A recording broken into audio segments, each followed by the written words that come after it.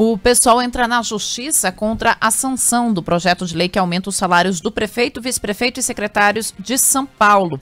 Esse reajuste foi publicado no Diário Oficial da União ontem, menos de 24 horas depois da aprovação e segundo a votação na Câmara Municipal. O salário de Bruno Covas, com isso, passa de R$ 24.000 para R$ 35.462, um reajuste de mais de 46%. O do vice, Ricardo Nunes, passa a receber R$ 31.915,80. Os secretários do município ganharão R$ 30.142,70, reajuste de 55%. Os novos salários valerão a partir de janeiro de 2022. É inacreditável. A gente deu essa notícia ontem, mais ou menos nesse horário, mas eu até agora tô me beliscando porque eu não consigo acreditar que um prefeito recém-eleito, que pela primeira vez conquistou o voto de confiança da população, um mandato só dele, né? Vencendo de maneira bastante confortável no segundo turno, ainda que no segundo turno vencendo de maneira confortável e inquestionável, começa assim o seu mandato. Ah, mas ele foi reeleito. Foi, mas a primeira eleição havia sido do prefeito João Dória, era o mandato dele. Ele assumiu porque o Dória deixou a prefeitura para concorrer ao governo do estado. Agora é ele. Agora é ele que dá as cartas. Eu confesso que eu fiquei surpreso, eu não esperava que o Bruno Covas desonrasse tanto o nome da família ao assinar esse documento, Alembrão. Por quê? Por quê? Não era ele que se jactava de morar num apartamento alugado na Barra Funda, sem luxos? Por que ele tá querendo esse aumento para ele? Se não é para ele, o rabo dele tá preso onde? Porque quem ganha também aumento são os secretários, demais servidores, o próprio vice. Isso mexe no teto, né? Isso e mexe aí no pode teto. aumentar o salário de todo mundo, mas assim, quem vai para esse salário mais perto do teto é ali a elite do funcionalismo. Você tá falando de auditor da Receita, fiscal da Receita aqui, você tá falando dessa elite que já ganha super bem. E faz isso no dia 24 de dezembro, de maneira canalha, porque sabe que esse é um dia em que as pessoas estão acompanhando menos notícias, né? Estão se informando menos, com toda a razão. Tem que esfriar a cabeça mesmo, viver um pouquinho a vida longe de tanta má notícia. Mas é uma tradição calhorda da política brasileira você utilizar essas datas no final do ano para soltar um pacote de maldades.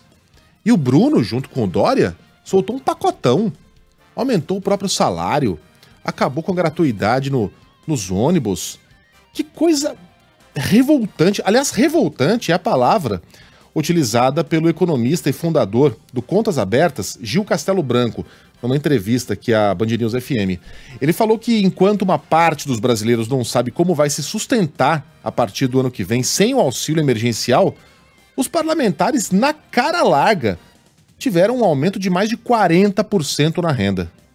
No momento em que 68 milhões de brasileiros estão pensando como é que vão viver a partir da próxima semana sem o auxílio emergencial, os parlamentares estão preocupados com o seu aumento a partir de 2022, já que a legislação de enfrentamento ao Covid impediria que o aumento fosse concedido agora, né? E isso acaba acontecendo de uma forma, a meu ver, inclusive covarde, né? Porque acontece quando os brasileiros estão entrando já nas festividades e acontece na véspera deles saírem de recesso para que o caso tenha a menor repercussão possível.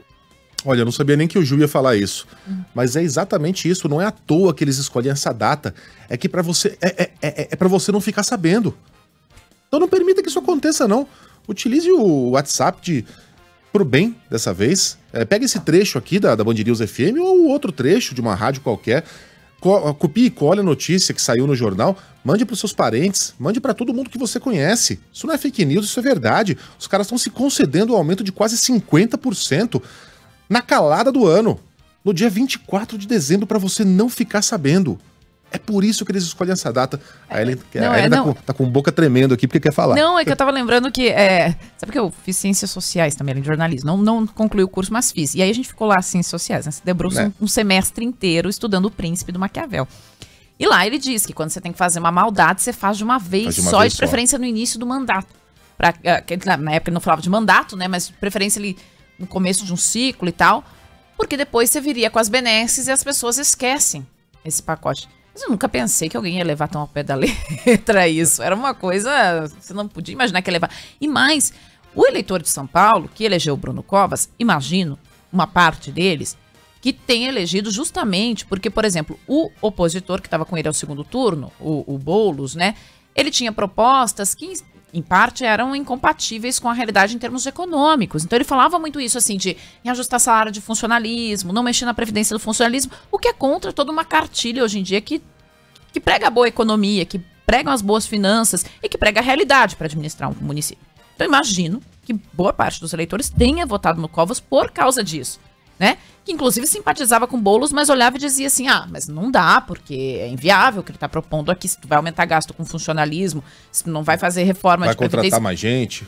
Vai contratar mais gente, não vai fazer reforma de previdência, vai falir o município. Então vou votar em quem não está propondo isso. Quem está propondo austeridade. E aí o prefeito vai e faz o quê? Um estelionato. Um estelionato eleitoral, antes mesmo do mandato começar.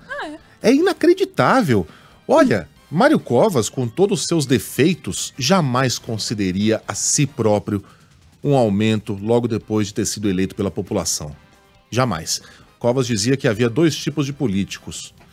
O político com P maiúsculo e o político com P minúsculo. O P minúsculo se preocupa com o próximo mandato. E o P maiúsculo se preocupa com a próxima geração.